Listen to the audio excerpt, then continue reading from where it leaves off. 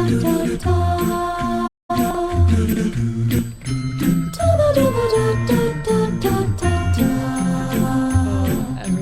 Is it working? There we go. Hello, everyone. Good morning. Welcome back to Queer to Queer. If this is your first time joining, thank you for choosing us today. We have a very exciting episode planned. We're going to be finishing our conversation about Glee and getting into the trans representation in the show. And then we have a very exciting interview, our first one of the season, with pop star, singer, songwriter, performer, producer, Liam Benayon. Sorry if I said that wrong. Who's going to be joining us later in the episode. I hope you have all recovered from your Hollow weekends. I have not, if you can tell by the sound of my voice. Let's introduce our hosts before we get into it. My name is Lily. My pronouns are they, them, and I'm hungry. How are you guys? Hi, I'm Kiana. My pronouns are she, her. And I have a headache, so we are all dying. Awesome. Yeah, I'm Asal. I go by they, them, and she, her pronouns. And I have both, so yay. Wow. Excited to be here, though. Hi guys, I'm Maddie. I'm the board op and the social media person. Joining one more time. My pronouns are she, her, and I'm super excited to talk about Glee and have Liam on. I listened to his song this morning and it's so good. We're going to play it later. He's and I'm so excited talented. to talk to him today. So yay. I have had the pleasure of seeing Liam perform before, and he's incredible. And I'm really excited to talk to him about his process. And I don't know if you guys have seen, he posts some TikToks of like how he produces his music and stuff like that. It's very cool. So excited to do that. So He's a pop genius. he is. He's a pop star. Like seriously. And when he's famous, we can say he was on our here. show. We knew him. We knew him. Oh, Liam. Yeah. Okay. Glee. Glee. What to say about Glee? Start us off. Who's first? Who's up first? Okay. Who are we bringing to the table? I think, so today we're focusing on trans rep in Glee because we couldn't get around to it last time. So I think we're going to start with Wade, which is also known as Unique. So Unique Adams. So funny story. Unique started off on the Glee project. Does anyone know what the Glee project is? No. I have watched many video essays about it on YouTube. I loved the Glee project.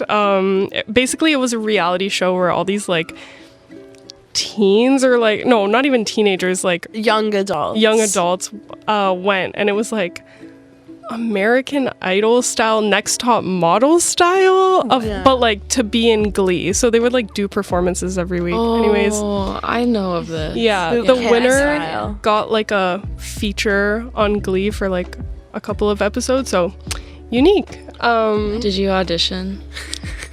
Oh my gosh, it was my dream to be on Glee when I was a child. You should have done it. I think you would have been really good. Maybe if I was at my age now, I would.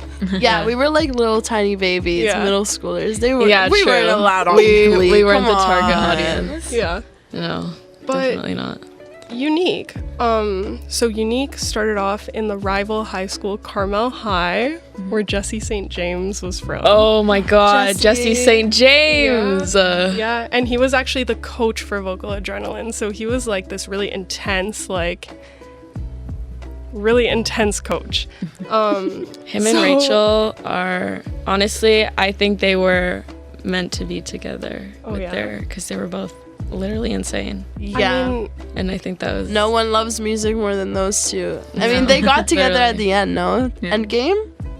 No, they weren't Endgame, but... I didn't watch season 6. They did get together at one part, but it was Finn and Rachel Endgame. I didn't watch the last season. Yeah. Who watched last season? Not me. No, not me, but they were supposed to get married in the show. Rachel but then he died, obviously, so. R.I.P. Sorry, that was a bummer. Yeah. Yeah. So, what, Unique. So, from Yeah. Carmel, he goes to Kurt and Mercedes. He introduces himself as if Kurt and Mercedes had a love child. It would be Unique.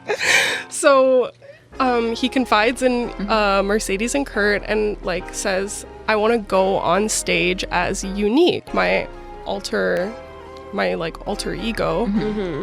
And, like, wearing a dress and heels. And this was, like... I think this was one of like the first mentions of like an actual trans character in Glee. Yeah. I mean, the New Directions have dressed up before as like Things. Lady Gaga, Yeah. Oh my god. but yeah. Different. Yeah, so because they said that's who they feel like they are on the inside. And Kurt and Mercedes actually like teamed together with Sue, and they say like, oh, like we're in Lima, Ohio. If this person goes on stage in like a dress and heels, like Yeah, they're they for try to sure not stop gonna it. make it. Yeah. Yeah, so they tried to sabotage them by telling Wade to go on stage as Unique, and Sue is right behind them, like scheming this. But it worked out, right? Didn't they Yeah. like slay? Yeah, Like so they won or something because of it? Yeah, so Kurt the and Mercedes performance. like then went to Unique and said like, "Oh, please don't go on stage." Like, and Kurt Yeah. also says some transphobic stuff. Like, are we surprised? Naturally. Wow. Yeah. What else would he say? Kurt, your character only gets better and better. Yeah. Yeah. He says seriously. something like, "Oh, I like, you know, I'm comfortable in myself, but I don't feel the need to like go on stage in a dress and heels." And I'm like, "Okay, So- Kurt." And then I think Unique says something back like, "Oh, but that's not who you are on the inside." And I was Yeah. like, Okay, Yeah. question. So, who you are on the inside, does Unique like transition later in the show? Like, what's their like? How do they identify? I don't know. Because I didn't know if it was just drag or if it was like, I don't know if you Unique know what I mean? ever transitions like fully. Yeah. But there is a point where, because in the first start of Unique's character on Glee, like even at McKinley, they walk around as like Wade because it's Right. not accepted. Okay. But then- I didn't know if that changed in the So, later seasons. I think remember the she If I Were does. a Boy scene though. Yeah. where She they go. does transition. Oh, I really? think she Okay, that's what I- starts out yeah. like in her storyline, like starts pre-transition as Wade, and like she is figuring out her stuff. Like first it's just drag or like cross-dressing or whatever. yeah, that's kind of But what I then- thought. And then She's like, no, this is actually who I I am. am on the That's- inside, and yeah. I want to be unique always. yeah. So she was Glee's first like trans character. Yeah. Okay, Yeah. that's what I was thinking because I was like this is who I am on the inside type of thing. It doesn't sound like this is just drag for fun. Yeah. Like that Yeah. sounds Yeah. like, you know. Cause Part of the like identity. Yeah, exactly. in the show she would like go to school in like boy attire, but that was because like she wasn't out yet and like Yeah. she wasn't comfortable, and the only time where she felt like it was accepted to be unique was on stage because it was like a performance. Liam is outside the window. Oh, I wish I could have captured him walking by. It's okay. I think that scene of, like Asal mentioned, the If I Were a Boy scene is really powerful for Unique's character because it was that whole thing about the time where it was a year where trans issues were like amounted to the whole bathroom issue. Do you guys remember when that was like a big debate? Yeah. Oh my gosh. In I the feel like, unfortunately. Yeah. It Yeah. literally. Thanks to Miss JK. It lives Yay. on. Yeah. Yeah. Unfortunately. Ugh. but they made that whole scene around the whole use of bathroom thing. Yeah. And the If I Were a Boy performance was one of the better that's a great ways that Glee used music to like tell a story. Yeah. That's a really great song. Yeah. It's a very emotional moment. Yeah. Okay, and then there's Coach Beast, which this I was unaware of until you guys were like, okay, so Coach Beast ends up transitioning and coming out as Mr. Coach Beast later on in the show.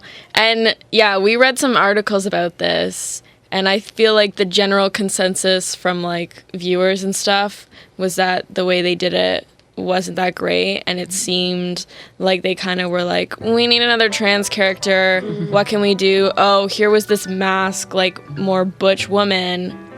You're a man now. Easy. It just ruined like everything that Beast's character was originally about. Yeah. Like, even if you had to make him trans, like, first of all, I don't think the showrunners obviously planned it. No, I don't think so. I think it was a last minute. Yeah, it seemed like a thing of where it was like, oh, we have space to make. Why don't we just make Coach Beast trans? Like filler. Yeah. Yeah. It's like they looked for like someone that was already like, oh, like a masculine woman. I feel like we could like feed off of that. Yeah. Like, oh, this was there all along. Because I'm sure Like, why that. Sorry. That's okay. I'm like, why can't she just be a masculine woman? Like, Yeah. why do you want No, to make exactly. him, Exactly. like a plot device. Yeah. Because I'm sure that storyline already meant so much to like butch women or anyone that chooses to like dress in a masculine way. Yeah.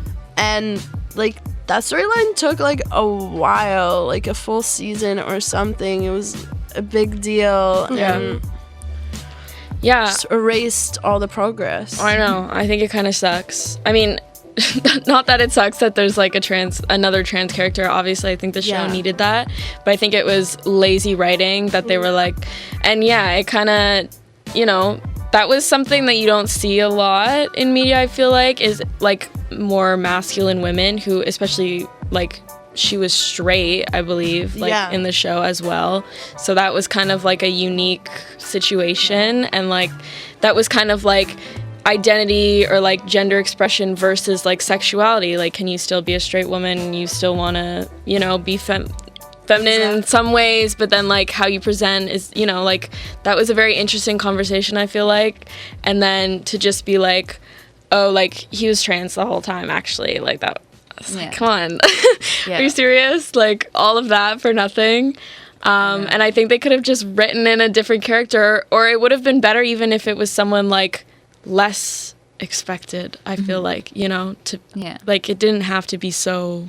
They could have just focused more on Unique. They already had a trans character that they set up in like a good way for like the time that the show was filmed and made. Like they shot this themselves in the foot. I don't know why they did that. I think there's like this idea that to have proper representation, you have to only focus on people that are like part of like what everyone assumes to be like the LGBTQ plus community.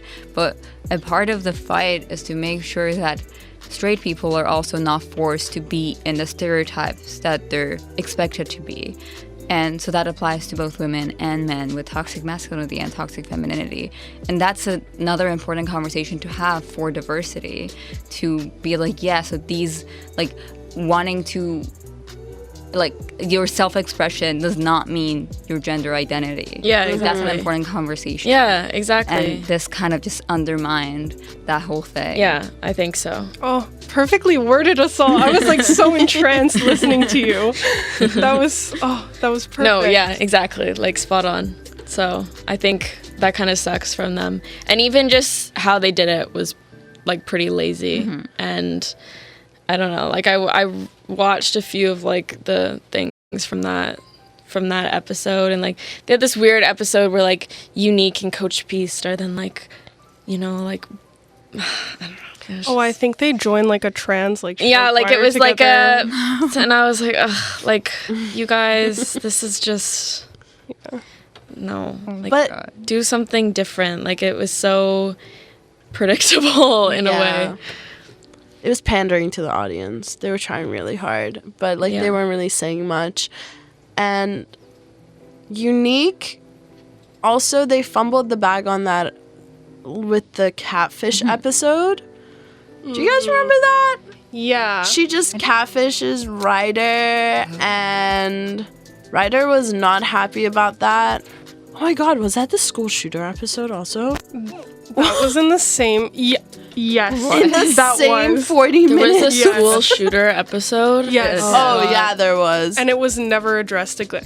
Why do shows feel the need to like have a random school shooter moment at some times and then never talk about it ever again and pretend that Because it was fine? like topical in the media. Yeah, you know? but it's insane to like use that as entertainment in your little teen bopper show. Yeah. Like Yeah. that's like disgusting.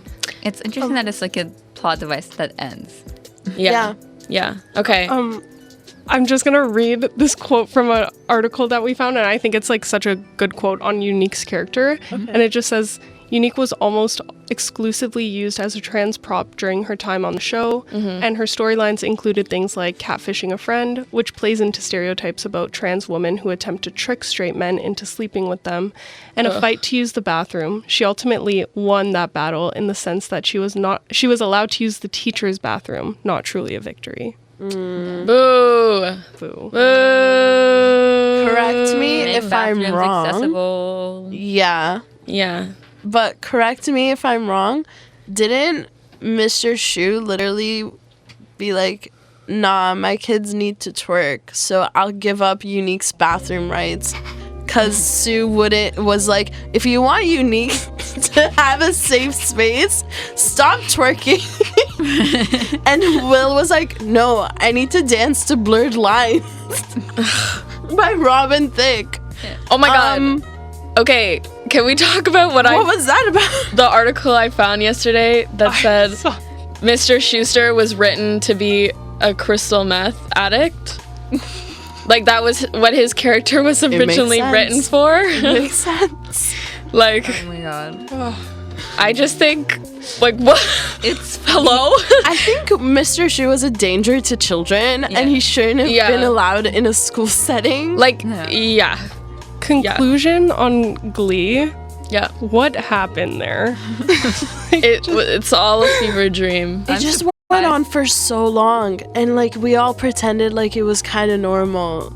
Yeah. Yeah. Yeah. I'm surprised they took out the crystal meth addict part though. I know. Like Like it feels like something they would keep in and hone on. yeah, Yeah. like and do it in the worst way possible. Yeah. Like really just portray addiction in a terrible way. Like just really bad. Like yeah. Yeah. Yeah. Strange show. Yeah. Very strange show. Entertaining. Okay. So I think we're going to wrap up and we're going to take a little music break before Liam comes on. And then we're going to get into the interview. So to start us off, we're going to listen to Liam's biggest song right now. I'm a big fan of it. I have seen him perform this live, and it was pretty incredible. So please enjoy. This is I Need New Friends by Liam Benayon. Ooh.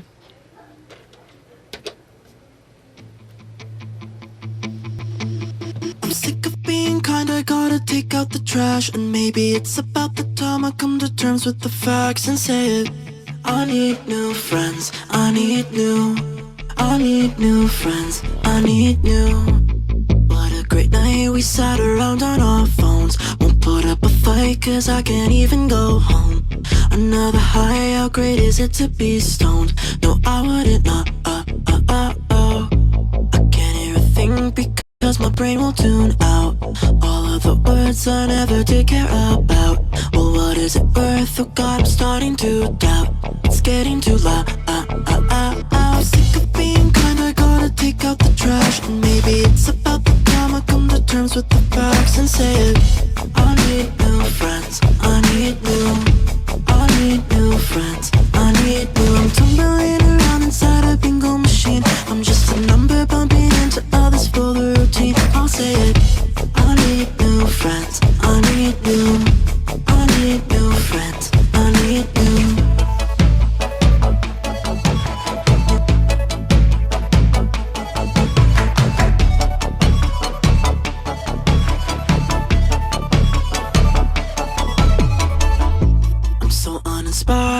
can feel my brain shrink. Tell me why I'm wired to reset each time I blink. I'm not even tired, and no, I don't need a drink. I can't even think, so don't ask me what I think you should do about that boy that won't call. If I really knew, I wouldn't be here at all. Don't get me confused, I'll stay a fly on the wall. I'll shrink till I'm small, and you can't find me. I'm sick of being kind, I gotta take out the trash. And maybe it's about the time I come to terms with the facts and say I need new friends, I need new friends, I need new. I'm tumbling around inside a bingo machine. I'm just a number bumping into others for the routine. I'll say it, I need new friends, I need new friends, I need new.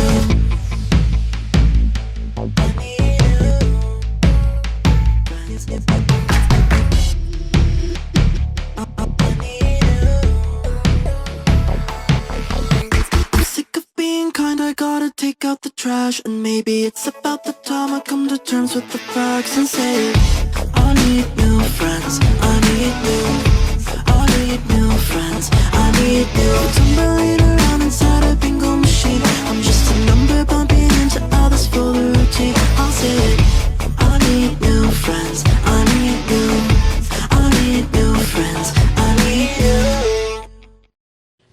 Yeah! That was incredible. I love that song. Okay, so we are here with our first guest of the season, Liam. Hey y'all, hello. Welcome. We are so happy to have you here. So happy to be here. I just want to say, first off, congratulations on all your success so far. Thank you so much. I Need New Friends. Big hit. I think it's gonna be top of the charts soon. After Taylor. I'm coming for her throne. Of course. And I know you've had a lot of gigs and stuff, so that's super exciting. So congratulations on that. Thank you. How's that been so far? Your new fame, like new fame. I'm no famous. I love performing though, so it's been a lot of fun to be doing shows. Mm-hmm. I'm so grateful to have the opportunity to perform. It makes everything takes all the music to a whole new dimension, so it's awesome. Well, thanks. And you are a great performer, I have to say. Thank you. I have had the pleasure of seeing you. Yes, you have. At Pride, right? Yeah. Oh, so fun. Which I know probably wasn't your ideal setting, but it was still. You still turned out either way. 30 degrees. I was sweating. Yeah. Oh yeah, we all were. It was a day. Okay, so first, start off. How and when did you get into music? What was that? What's that whole story? So the timeline goes, I started playing piano at 4 years old. I was doing conservatory, but I really hated it. I did not want to read the sheet music. I didn't want to do anything theory-wise. And so I would just start playing songs by ear. And when I was around 11, I was really curious and I discovered GarageBand on my mom's computer. And I was like, what is this? And so then I started reproducing the terrible karaoke instrumentals on YouTube. So I was like, I want to do that. And I would recreate popular songs in GarageBand and then Logic. And so that kind of taught me the ins and outs of production. Mm-hmm. And then I got my heart broken at 15. And then the words started coming. I had lyrics to say, and then I've kind of just been refining it ever since. That's crazy. So you've been doing this for a long time. Yeah, it's been God. It's been my everything forever. And self-taught basically, for producing, Yeah, trial and error is your best teacher. Yeah, honestly. And critical listening. Very impressive. I'm very impressed. I know, we have to do some audio editing, and that is so difficult. So I applaud you for being able to teach yourself that, because that's really crazy. What or who? I mean, I know you said you got your heart broken. Is that most of where your inspiration comes from? Where do you draw inspiration for your music? I guess getting my heart broken was just the first time that I felt emotions that I felt were relatable enough to give to a wider audience, and that's what started the songwriting. But a lot of my inspiration comes from my mental health and just me internally. I tend to write very introspectively because I think about myself a lot and I'm always in my own head. So it's just I haven't really written a lot of broken songs, although that has happened recently. But introspectively is where a lot of my inspiration comes from. And then outside sources, I really just love pop music so much. It's everything that I grew up on. And so the Katy Perry's, Carly Rae Jepsen's, the Britney Spears, those are my sonic inspirations. Yeah. I really love like Charlie Puth and like how he's an artist and producer and songwriter. Like he's an all-rounder musician. Like he really inspires me.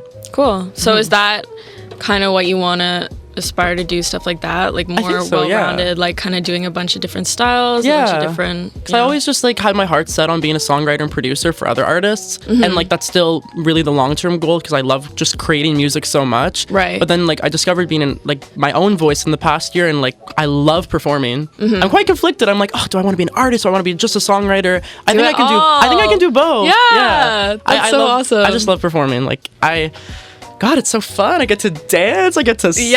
People are singing along. Like, it's like no other. I feel like you are a very natural performer too. Thanks. Like, I think it shows when people really enjoy performing and like enjoy what they're doing. Yeah. And I think it's very obvious, like watching you, that you love what you're doing. Thank you. Yeah, that's always great to see.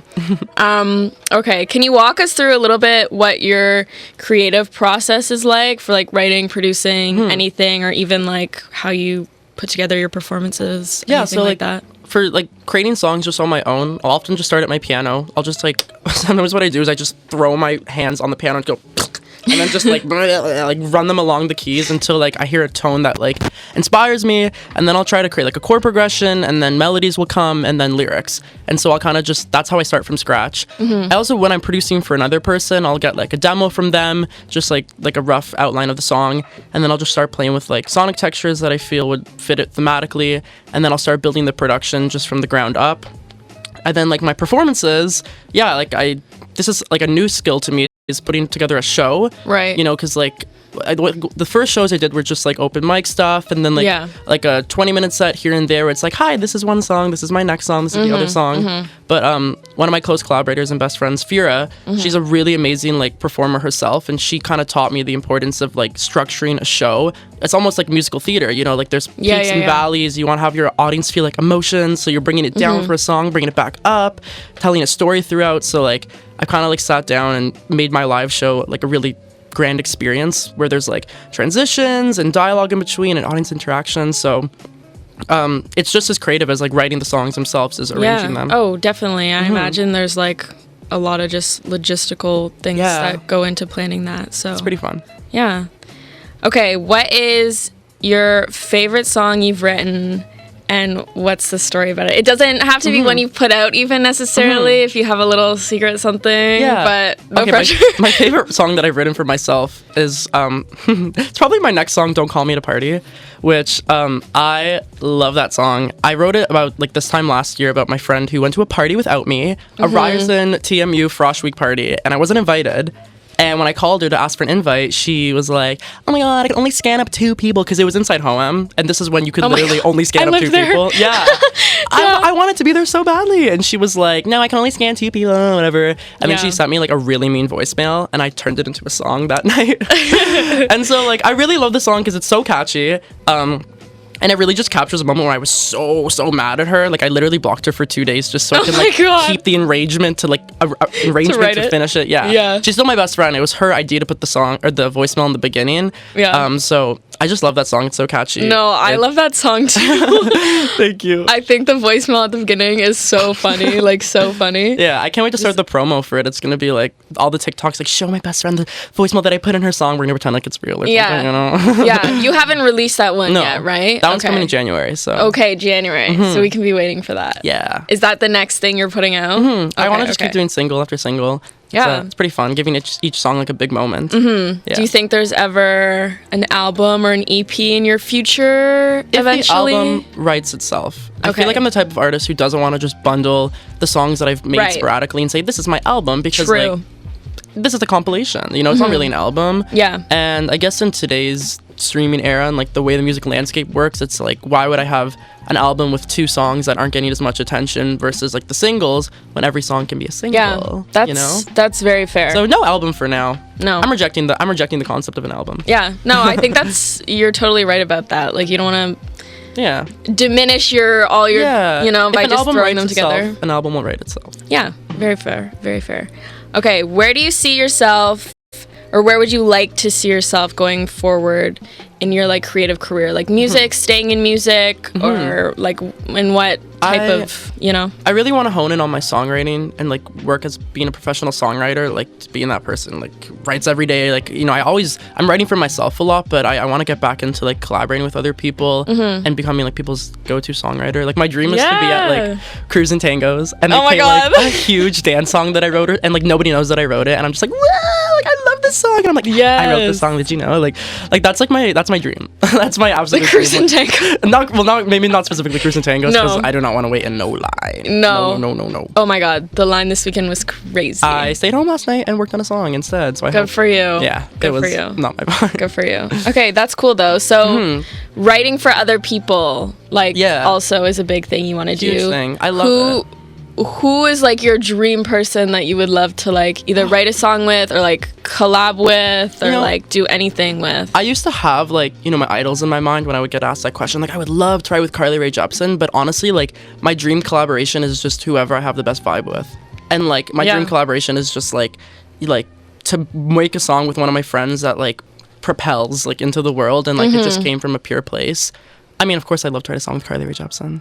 I love her, she's my queen. Yeah. But I can't really say dream collaboration because it could be anyone that makes the best song with me. So the universe, whatever the universe has in store. Whatever. Yeah. Very cool. Very fair. Thank you. Okay. So besides other people, just you, what do you think would your dream project also be making something with somebody like your friends like that? Or is there something you would want to do like for you, even outside of music? Like, I mean, you know, well, for my artist career, like I really would love to keep performing. I want to go, like I would love to go on tour one day. That's like a dream to me. Like first of all, I've always wanted to like have an RV. Yeah. So like I get to be in like a big like moving house with my friends, music, shows, like new places. Like I love traveling. So like that would be a dream to go on tour. Yeah. You know, the music and everything has to come out first, but I would love to go on tour as an artist.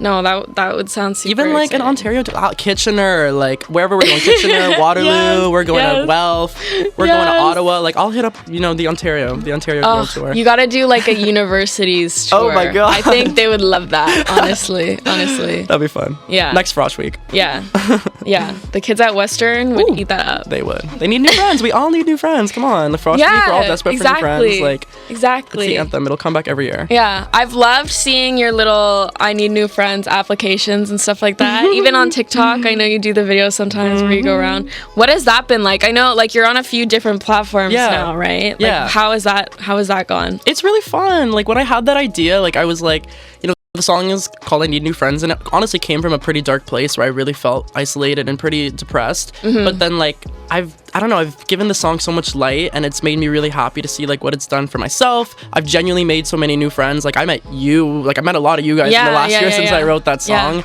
I feel like I manifested making new friends. Yeah. And so like the content is just, it's awesome. Like I love creating like silly little movements around it. I love the applications. I read them. I get like paper applications where people fill out like questions about be my new friend, and like I love reading them. They just make me laugh. So has anybody actually gone to the McDonald's on Spadina with you at 3 a.m.? You know what? Because I know that's one of your questions, right? They closed it. You're joking. Like it's open, but they closed like the second floor where the vibe is, and so like I didn't make that up. Like Queen and Spadina McDonald's at 3 a.m. was my vibe when I was in high school. Yeah. Because I'm from Vaughan, and I would come down and I would just like sit in that McDonald's and swipe on my phone and try to like find friends on like Grindr or something like that. Like I was bored. I had nothing else to do. But now they like close it after like 11 or something because they're lame. Like, sorry, you can't deal with the vibes. But so no, I haven't gone at 3 a.m. outside. I've been outside at 3 a.m. and been like, let me in. But it's Uber only. They knew what you were doing. They knew it would get too rowdy. Yeah, too crazy, too popular. Well, they couldn't handle all the attention. Maybe next year. Yeah. Oh my gosh. Well, okay. So how has your experience been posting all those TikToks and stuff though? Do you think TikTok is like a platform you're gonna keep pushing, or do you think like I think so. I'm honestly like, it's fun, but also it's really draining, as everyone's gonna say. Like you're editing videos for like days. Like I just edited a TikTok for like 3 days about how one of my mentors helped me. 2,000 views. 2,000 views. And like it makes the algorithm, like it makes you feel really crap about yourself. Yeah. But I know it's about the consistency. Yeah. But I will never push myself to the point that I feel it's creatively stifling me. Right. Music comes first and foremost. I love content creation. I love getting my stuff out there to audiences. But the moment it becomes harmful to my creativity, I'm pulling away. Yeah. Because I don't know anybody anything. Yeah. I'm just here to make music, and I'll be dead in 70 years. Exactly. And if I didn't make music, I won't be happy. So music Yeah. first. But Yeah. content creation is fun too. Yeah, no, and I know, like, just because I noticed how frequently you were posting, and even just like the quality of those TikToks, I was like, damn, like you're really pumping this Thanks. out. Yeah, like, no, and it does take a lot of work. I know. A lot of work. Like those interviews, I was out for like 4 hours one day, and the editing, I would just like try to do one, 2, or 3 videos a day. I'm proud of myself that I stuck to it, because I made it like Yeah. a challenge. I have trouble being consistent sometimes, but I was like, you know what, this is working, and it worked Yeah. a lot for the song. Yeah. And so I just kept doing it. Yeah. So I'm proud that I kind of tied that Yeah. in a bow and did that task. Yeah, no, I loved them. They were super. Thank you. I loved your little interview ones. Some of those were so funny. Yeah, they were. What is your proudest achievement so far, do you think, or like the best thing Oh my God. that's happened so far in your career? I just played a show at the Garrison like 2 or 3 weeks ago, and Yes. I basically sold it out. It was Really? incredible. I felt like a superstar that night, and like honestly, it took me 2 to 3 days to like stop watching the videos like Yeah. for 8 hours straight. Yeah. I had my whole band for the first time. It was a debut of my band, Liam and his new friends. I love that. Appropriately titled, of course. That's so cute. And like I had in-ear monitors, and I was like, I've been rehearsing like crazy. Like I kind of refined the set. I worked on my choreography, and I was really, really nervous that day. Honestly, I had like the worst anxiety I've ever had. I was at brunch, like I got myself brunch to try to calm myself down, and I was Yeah. cutting the egg, like shaking, like my voice is messed up. I can't sing. I'm not even a real singer. Oh no. And then I got there and I killed it. Yeah. It was so cool. Like, I was impressed with myself. I looked at the videos and I'm like, who is that? Like, No, I saw the videos, and like even just the pictures from that night were like incredible. Like I was like, you guys looked so it was good. It was really cool. It was like a life-changing moment, honestly. Yeah. That's awesome. I can't wait to do more and more shows, which I have an announcement at the end of this, but yes, I love shows. Yay! Oh my god, announcement on our show. Yes, an exclusive. That's super exciting. Okay, I can't wait for that. But I hope you have more shows like that in your future, because yeah, all those videos, like it looked like I wasn't able to go, unfortunately. Okay, next one. But it looked like it was incredible. It was a rager. Yeah, next time I'll be there. Okay, so obviously this is a queer radio show, right? We like to highlight queer artists and talk about queer things. So I feel like it's only fair to ask you, how do you feel your identity as a queer person has either affected your music, affected, your experiences in the music industry? Like, how do you feel that has impacted you? Yeah, like growing up, I was just like every other little gay boy. I love Lady Gaga. I love Britney Spears, and like I really like the pop divas ruled my world, and I feel like that has had a huge influence. Being queer, being involved in pop culture, like a lot of my peers, we turn to pop culture as like our escape from the rest of the world, because like it can be hard and dark as a queer person growing up sometimes. I'm really lucky that I didn't face like too severe bullying or anything, but I don't know, just my queer identity is like giving me a community of other people that love pop music, that love the escapism that pop culture brings. And so that's totally influenced my music. Like these are the things I listen to, and it influences the sound sonically, like the way I write my lyrics. It's all influenced by pop culture, pop music. In turn, being a little gay boy who loves Lady Gaga. Yeah, I would say that kind of wraps it up. And then like honestly, like I found more community in queerness and in music these days than I thought I would growing up. It's really nice, especially in Toronto, like so many queer creators, so many like gay artists, lesbian artists, bi, trans, like, and like it's like a really beautiful community, because we all come from like, we're minorities and we come from marginalized backgrounds where like we want to come together and support each other. And like it's really fun. I love like the over queerness of my friends and like and like the way we blend it with our music. And yeah. Do you feel like you plan to write more music about being queer, like any queer experiences? Like, do you want that to be part of your music, or do you feel like you don't want to make that your whole identity? Like, do you know what I mean? Yeah, like, I mean, I've heard that before, but I'm not shying away from it. Yeah. I have no reason to hide it, and I have no reason to like want to be quiet about it. I've heard that, like, I've had criticism where like, why are you making gay your whole personality as a musician? No, yeah. And it's just like, I'm gay. Yeah. I am gay. Like, that is Yeah. who I am. And I'm going to sing about boys. I'm going to sing about, like, love and the way it affects me. Yeah. And I am going to be flamboyant, or I'm going to be, like, more toned down at times. You know, on the adverse of, like, feeling prideful about my queerness, like, I've also felt shame. And I've also felt, you know, like, just really insecure about it. Like, I had a performance the other week that did not go well. And, you know, my anxiety got the best of me, and I was just on stage thinking, like, what are you doing? Like, you can't be a gay singer. Like, gay pop stars, like, you just look like some kid in your bedroom who's just, like, dancing to music videos. Like, you look stupid. And, like, I was bullying myself in my head because, like, that's what I've heard. Right. And, like, I have to remind myself that, like, me expressing myself doesn't have to fit any quota, any box, any stereotype. Like, I'm just expressing myself, and people like it. Yeah. I love performing, and, like, Yeah. there's no denying that. So it's definitely had an impact on the way I think about myself and on the way I present myself. But I try to just, like, put it to the side and say I'm talented. Yeah. I have something to offer to the world.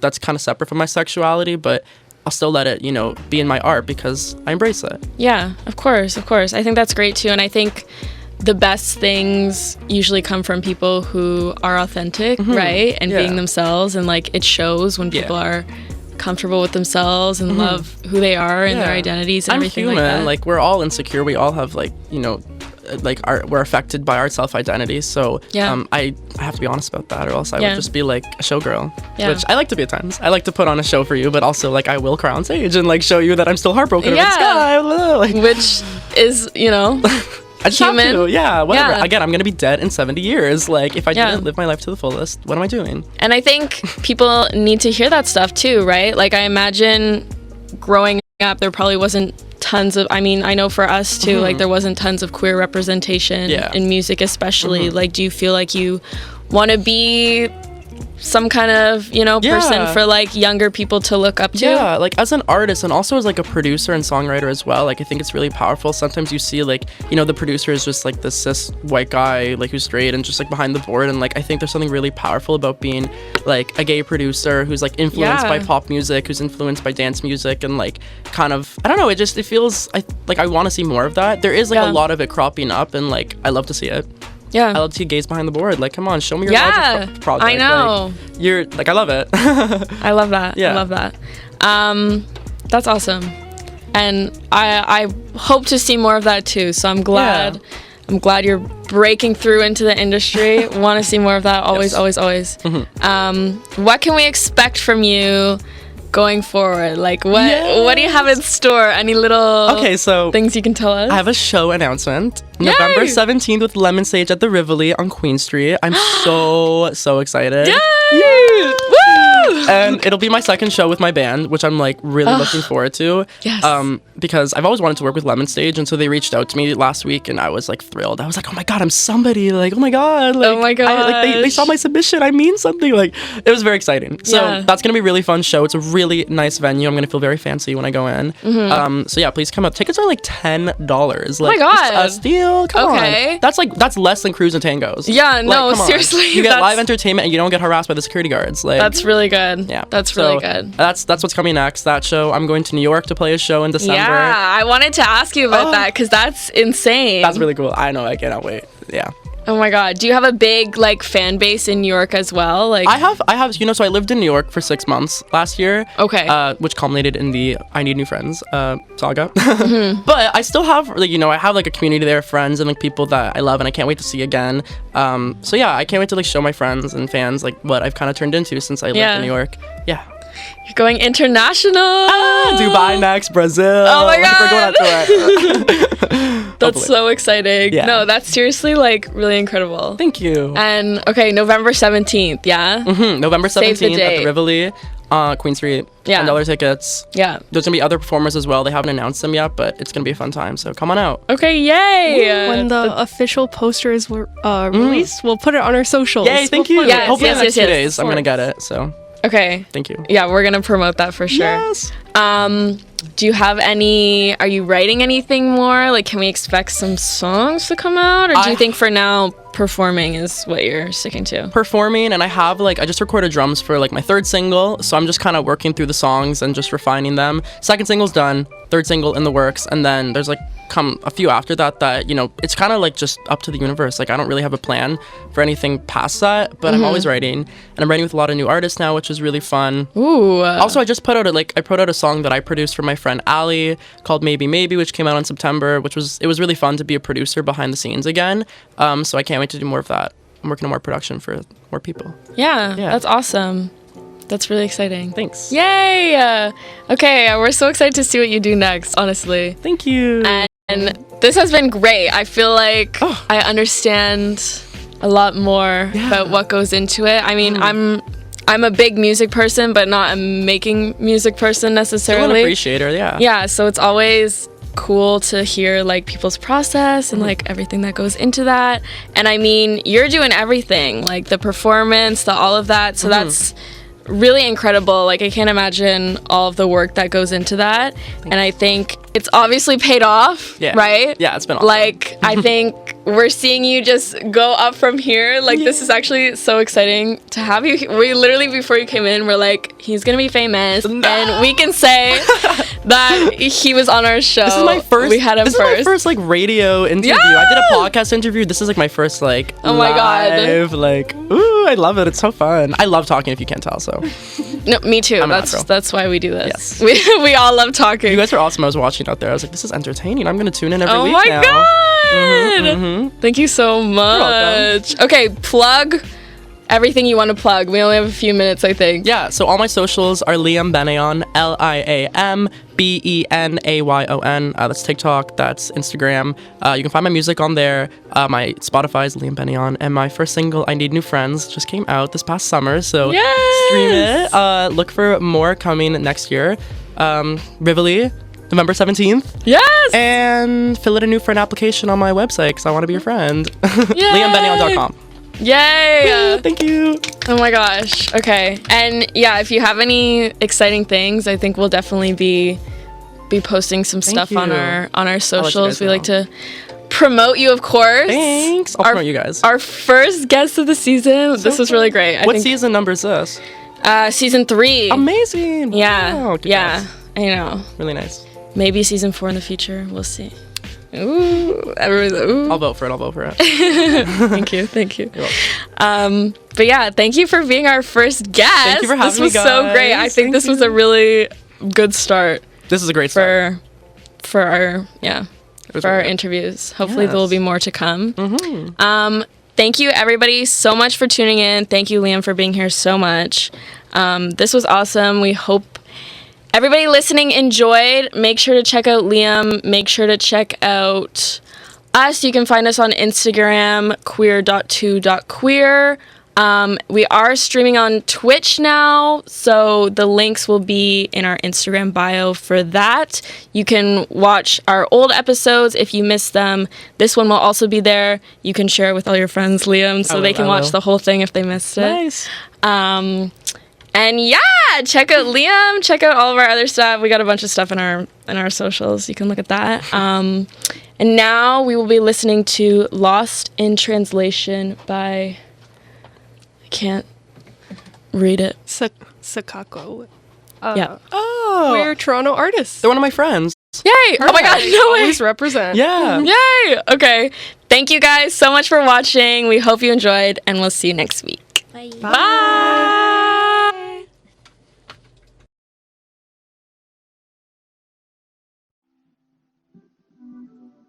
あんたにジャッジされたくないんだよ。あのバカ、自分のことだけ言ってろ。愛されてよかった。 Why'd you have to say it like that? Why you act like you never wrong? I don't like that. Got a taste of you, I don't like that. Got a taste of truth, you've been holding me back. Your mouth moving faster than your feet. Head so big, but your game is weak. Lost in translation.